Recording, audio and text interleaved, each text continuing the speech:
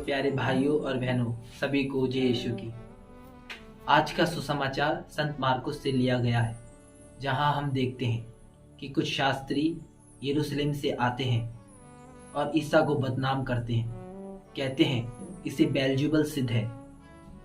यह नरदूतों के नायक की सहायता से लोगों को चंगा करता है। इस पर ईसा उन लोगों को अपने पास बुलाकर कहते हैं, शैतान शैतान के विरुद्ध कैसे जा सकता है, और जिस राज्य में फूट पड़ गई हो वह राज्य टिक नहीं सकता। हम अपने ही जीवन में देखें, अगर हमारे घर में, आस पड़ोस में अगर हमारी लड़ाई हो जाती है तो हमारा व्यवहार उनके साथ कैसा होता है। हम बातें नहीं करते, मन मुटाव रहता है। अगर घर के सदस्य से ही लड़ाई हो जाए तो वे घर के सदस्य घर छोड़ के चले जाते हैं। द्वेष की, हीनता की भावना आ जाती है। रहीमन दास का एक मशहूर दोहा मुझे याद आ गया। रहीमन दास जी कहते हैं, रहीमन धागा प्रेम का मत तोड़ो चटकाए, टूटे पे ना जुरे जुरे गांठ परी जाए।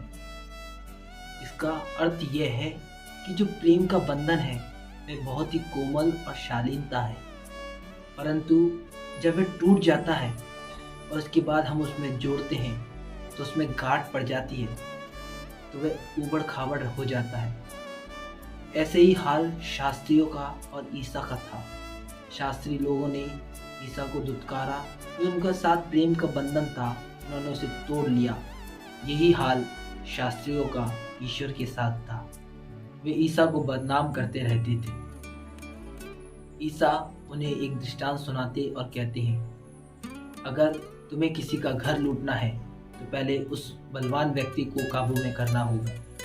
जब हम उस बलवान व्यक्ति को काबू में कर लेंगे तभी ही उसका हम घर लूट सकते हैं। ईसा शास्त्री को ये समझाते हैं कि तुम मेरे विरुद्ध जो भी बोलना चाहते हो बोलो, मुझे कोई आपत्ति नहीं, परंतु अगर जो पवित्र आत्मा के विरुद्ध बोलेगा या पाप करेगा उसे कभी क्षमा नहीं मिलेगी, वे अनंत अग्नि का भागी रहेगा।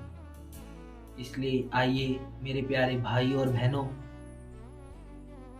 हम अपने पापों को कबूल करें। हमने जो पाप ईश्वर के विरुद्ध किया है उसके लिए हम क्षमा मांगे, सच्चे दिल से पछतावा करें। आमीन।